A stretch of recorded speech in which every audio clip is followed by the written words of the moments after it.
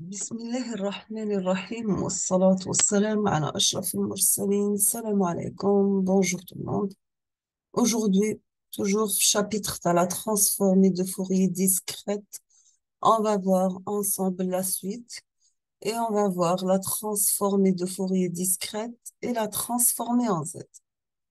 On va commencer par une définition comme toujours. Donc, vous avez que la transformée de Fourier discrète, c'est bien la discrétisation fréquentielle à grand N points de fréquence distincte.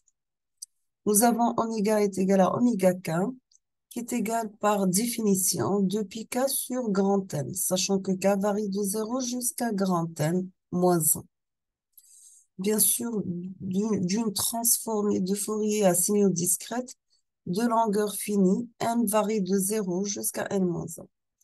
On peut mettre notre signal x de k sous la forme de x de exponentielle j oméga, sachant que oméga est égal à 2 pi k sur grand N. Voici la représentation de la transformée de Fourier discrète. Donc, on peut mettre notre signal x de k sous la forme d'une somme qui varie de n de 0 jusqu'à grand N moins 1 de x de n par exponentielle moins j de pi k n sur grand N, sachant que k est compris entre 0 et n-1. Nous avons une forme simplifiée. On va remplacer exponentielle moins j de pi kn sur grand N par wn_kn. Donc, dans ce cas, la transformée de Fourier discrète grand X de k égale à une somme pour n varie de 0 jusqu'à n-1, x de n wkn grand N. Comme toujours, n'importe quelle transformée a sa transformée inverse. Donc, la transformée de Fourier inverse est donnée par la formule suivante. Donc, on peut calculer x de n par la formule 1 sur grand N, une somme de k varie de 0 jusqu'à n-1 de x de k multiplié par exponentielle g de pi nk sur grand N, sachant que n est compris entre 0 et n-1. Toujours, on peut avoir une forme simplifiée. Comme avant, on peut mettre Wn moins Kn, on va remplacer exponentielle plus G de pi n Kn par W moins Kn sur grand N. Dans ce cas, on obtient notre signal x de n, la forme 1 sur grand N, une somme qui varie de k de 0 jusqu'à n-1 de x de k par W moins Kn grand N. Maintenant, on passe à l'algorithme de la transformée de Fourier rapide. Il existe des algorithmes hautement efficaces en termes de calcul par rapport au calcul direct de la transformée de Fourier discrète et de la transformée de Fourier inverse. Ils sont connus sous le nom d'algorithme FFT ou bien ce qu'on appelle Fast Fourier Transform. Ou bien c'est la transformée de Fourier rapide qui exploite les deux propriétés de base du facteur de phase W nk grand N. On va commencer par la propriété de symétrie. Dans ce cas, nous avons WK plus N sur 2 de grand N est égal à moins W de Kn. Nous avons aussi la propriété de périodicité, c'est-à-dire WK plus N, ça devient W de K.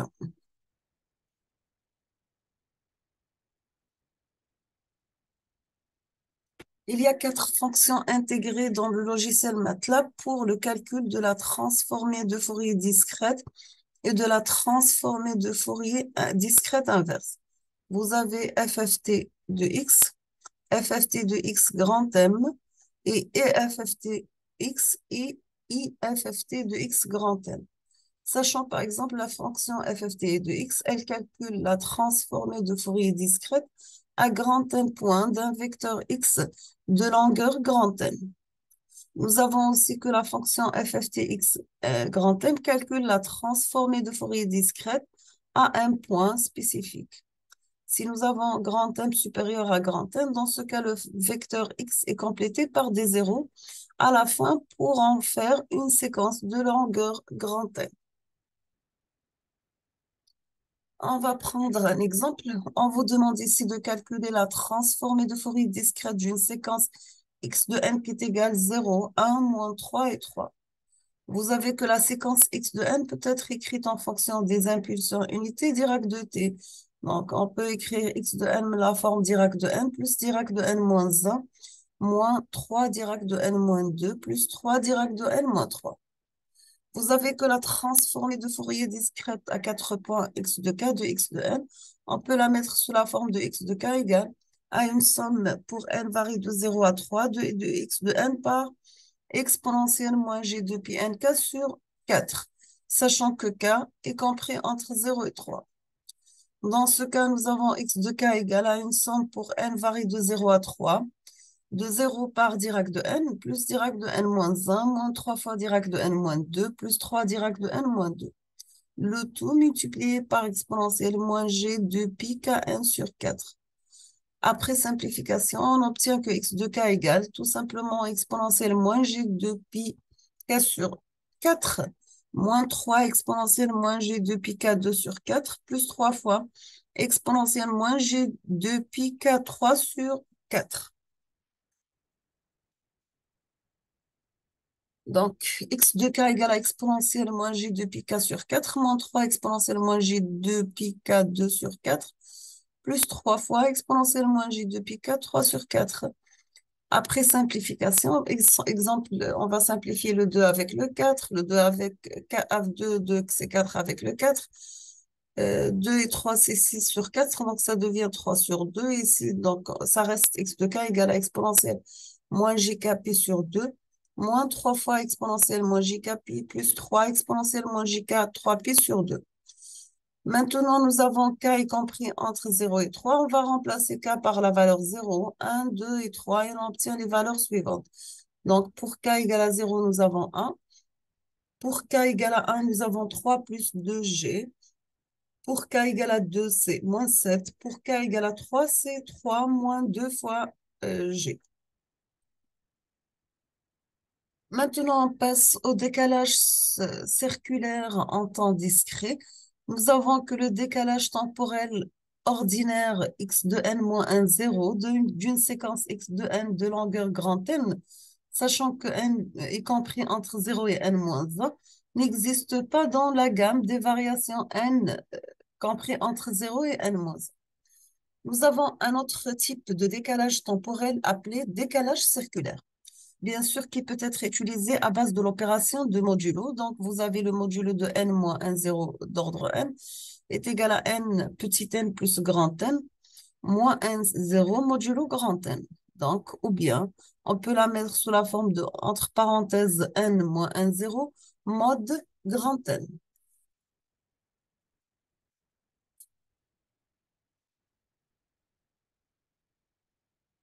Nous avons que l'opération mathématique modulo, c'est une opération qui est associée à deux entiers naturels, le reste de la division euclidienne du premier par le second. On va prendre un exemple. On vous demande de calculer x n-1 modulo 6 et x n-3 modulo 6 de x de n. La séquence, vous avez 0,5 pour 0, 1, 1,5, 2, 2,5 et 3. On va commencer par x de n-1 modulo 6. Donc, on obtient c'est x de n plus 6 moins 1. Donc, est égal tout simplement x de n plus 5 modulo 6. On va remplacer n par 0. On obtient dans ce cas x de 0 plus 5, c'est x5 mod 6 qui est égal à x5. Pour n égale à 1, nous avons x6 mod 6, c'est x de 0. Pour n égale à 2, nous avons x7 mod 6, c'est x de 1. Et pour n égale à 3, nous avons x8 mod 6 qui est égal à x2. Pour n égale à 4, nous avons x9 mod 6 égale à x3. Pour n égale à 5, nous avons x10 mod 6 égale à x4. À la fin, on peut avoir x de n-1 modulo 6 égale l'ensemble suivant. Donc, vous avez 3 pour n égale à 0, 0,5, 1, 1,5, 2 et 2,5.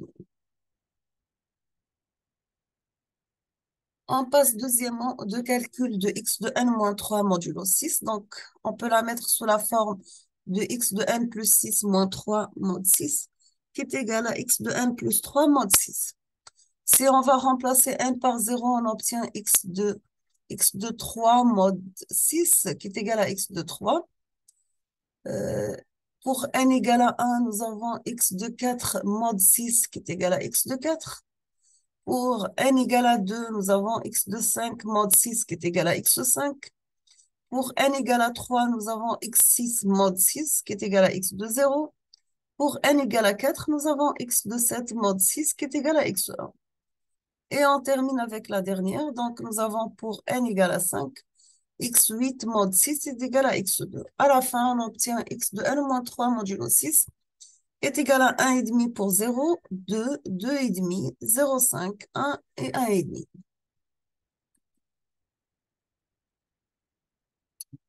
On passe maintenant à la convolution circulaire. On va supposer que nous ayons deux séquences de durée finie de longueur grand N, S1 de n et S2 de n, avec leur transformée de Fourier discrète à grand N points. Nous avons que S1 de n a pour transformée de Fourier discrète grand S1 de k. Pour S2 de n a pour transformée de Fourier discrète S2 de k. Pardon. Si nous multiplions les deux transformées de Fourier discrète ensemble, nous avons que le résultat, c'est un transformé de Fourier discrète, disons S3 de k d'une séquence S3 de n de longueur toujours grand N. Dans ce cas, nous avons grand S de 3 de k est égal le produit entre S1 de k et S2 de k. Bien sûr, pour k compris entre 0 et n-1.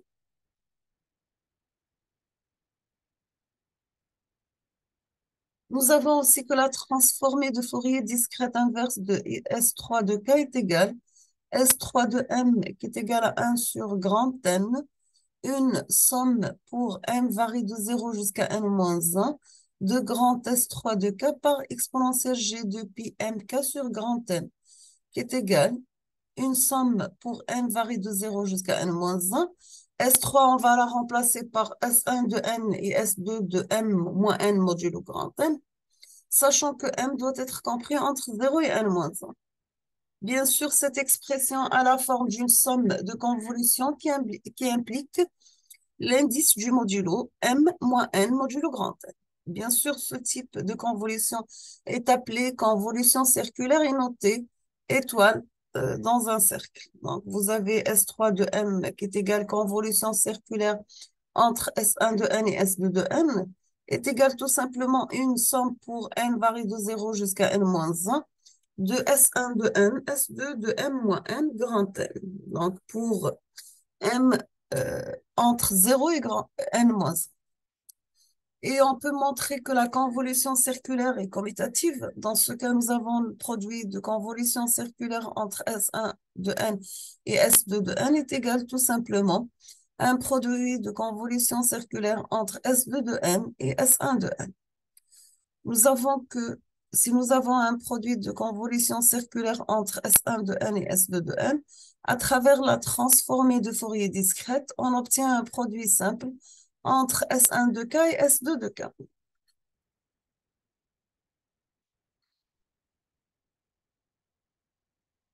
On passe aux méthodes de calcul maintenant et on va commencer par les méthodes analytiques. Nous avons S3 de m, c'est un produit de convolution circulaire entre S1 de n et S2 de m, est égal à une somme pour n varie de 0 jusqu'à n-1 de S1 de n par S2 de m moins n modulo grand N, toujours m compris entre 0 et n-1. Cette méthode consiste à déterminer toutes les valeurs possibles de S3 de m, toujours m compris entre 0 et n-1. Cette fois-ci, on va effectuer la somme de n à n-1 du produit S1 de n par S2 de m moins n modulo grand N. Par la méthode inverse, nous avons S3 de m qui est égal à un produit de convolution circulaire entre S1 de n et S2 de n. À travers la transformée de Fourier discrète, on obtient S3 de k ça devient un produit simple toujours entre S1 de k et S2 de k. Nous avons que les n points de la convolution circulaire S3 de m peuvent être calculés au moyen de la transformée de Fourier discrète et de la transformée de Fourier discrète inverse. Donc, nous avons que S3 de K à travers la transformée de Fourier discrète inverse, ça devient S3 de N.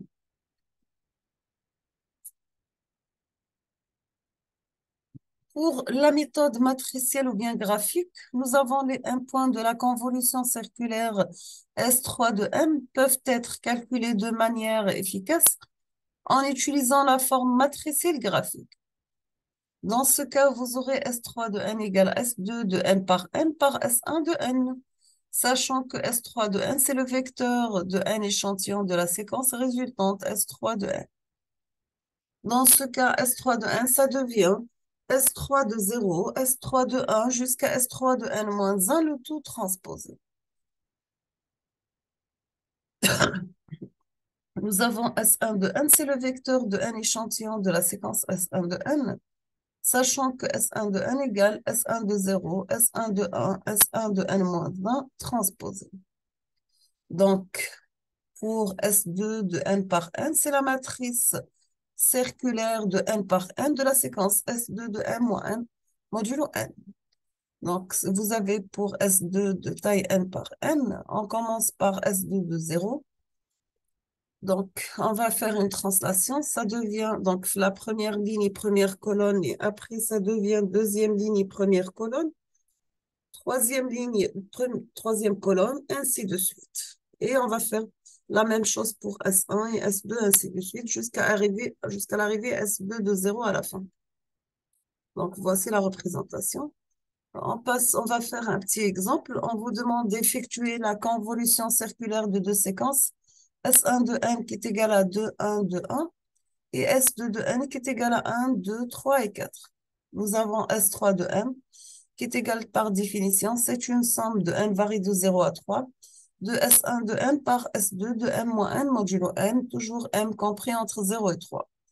Donc, pour S3 de taille 4, nous avons S2 de taille 4 par 4 par S1 de taille 4. Donc, voici le tableau suivant. Donc, vous aurez pour S3 4 qui est égal à S3 de 0, S3 de 1, S3 de 2 et S3 de 3, qui est égal à S2 de 0, S2 de 1, S2 de 2, S2 de 3, la première colonie. La deuxième colonie, nous avons S2 de 3, S2 de 0, S2 de 1 et S2 de 2. La troisième colonie, nous avons S2 de 1, S2 de 0, S2 de 3, S2 de 0, S2 de 1. On termine avec la dernière colonne. Donc, nous avons S2 de 1, S2 de 2, S2 de 3 et S2 de 2. Donc, multiplié par S1 de taille 4. Donc, c'est bien S1 de 0 par S1 de 1 par S1 de 2 par S1 de 3. Après simplification, et on va remplacer chaque valeur par chaque combinaison par sa valeur, on obtient que S3 de taille 4, S3 de 0, 1, 2, 3 égale 1, 4, 3, 2, première ligne, 2, 1, 4, 3, deuxième ligne, troisième ligne, 3, 2, 1, 4, la dernière ligne, c'est bien 4, 3, 2, 1. Donc, vous voyez le 1 diagonale, donc c'est bien sûr, c'est S2 de 0. Et c'est le 4, le 3, le 2. La même chose pour le 2, le 3 et 4.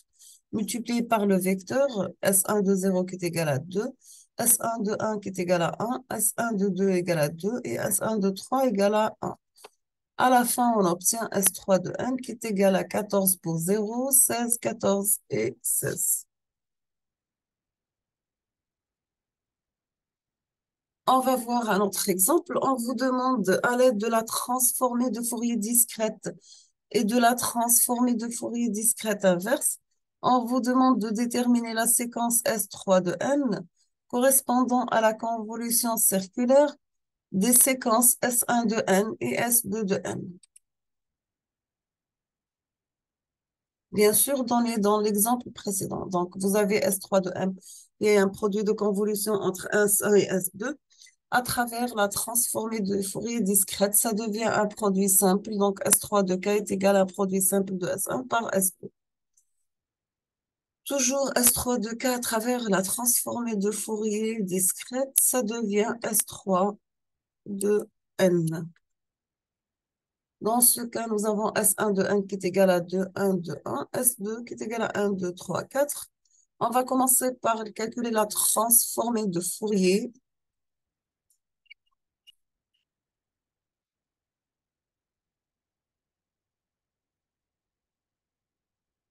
La transformée de Fourier discrète de S1 de n, ça devient calcul de 100 pour n varie de 0 à 3 de S1 de n par exponentielle moins GPnk sur 2. Toujours k compris entre 0 et 3. Donc, pardon. Nous avons S1 de k est égal 2 fois Dirac de n plus Dirac de n moins 1 exponentielle moins GPk sur 2 plus 2 fois Dirac de n moins 2 par exponentielle moins GPk plus 1 par Dirac de n moins 3 exponentielle moins G3 pi k sur 2. Après simplification, on va remplacer chaque valeur, chaque combinaison par sa valeur. On obtient que S1 de k est égal à 2 pardon, plus exponentielle moins GPK sur 2, plus 2 exponentielle moins GPK, plus exponentielle moins G3 pk sur 2. À la fin, on obtient S1 de 0 est égal à 6, S1 de 1 égale à 0, S1 de 2 égale à 2 et S1 de 3 égale à 0.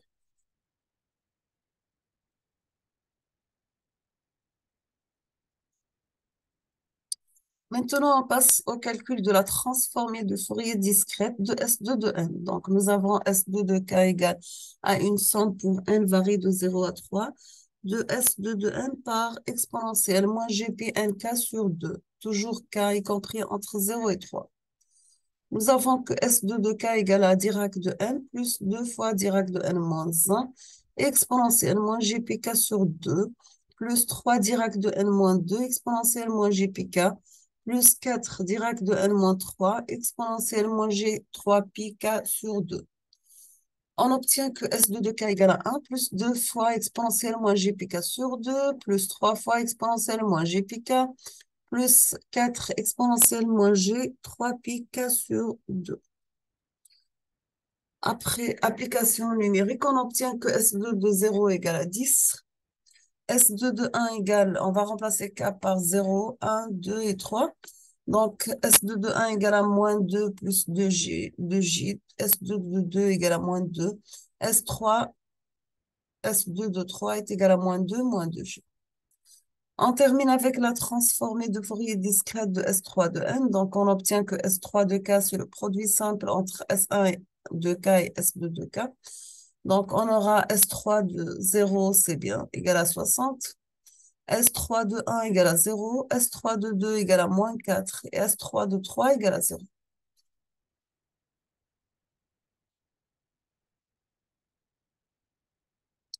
Nous avons que la séquence résultante de la convolution circulaire S3 de n, ça devient la transformée de Fourier discrète de S3 de k. Donc, c'est 1 sur 4. Une somme pour k varie de 0 à 3 de S3 de k par exponentielle plus G pi nk sur 2, sachant que n est compris entre 0 et 3. Dans ce cas, on aura S3 de n égale à 1 sur 4, S3 de 0 plus S3 de 1, exponentielle moins GPn sur 2, plus S3 de 2 exponentielle moins GPn, plus S3 de 3 par exponentielle moins G3Pn sur 2. On va remplacer la valeur تاعها.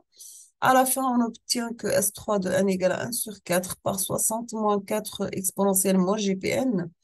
Et S3 de n égale, donc à la fin, est égal à 14 pour 0, 16 pour 1, 14 pour 2 et 16 pour 3.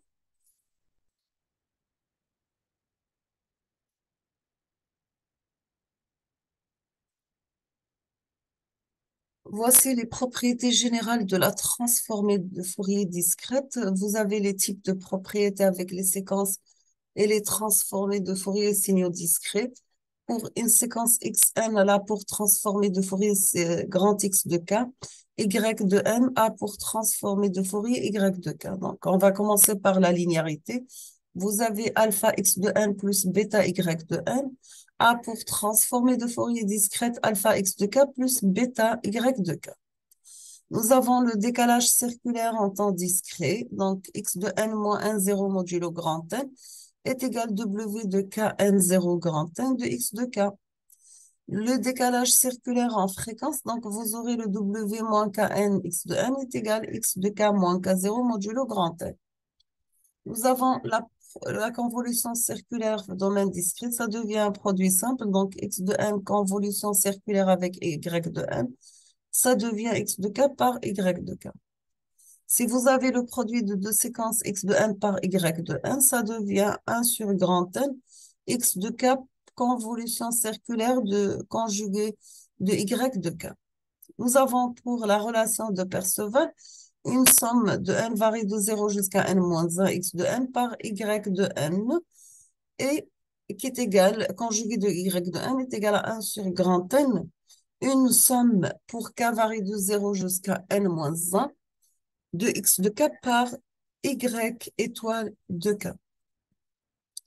Nous sommes arrivés à la fin de cette vidéo et ce cours. Je vous remercie infiniment pour votre attention. Comme toujours, n'hésitez pas si vous avez des questions. Et à la prochaine vidéo, Inch'Allah. Merci beaucoup.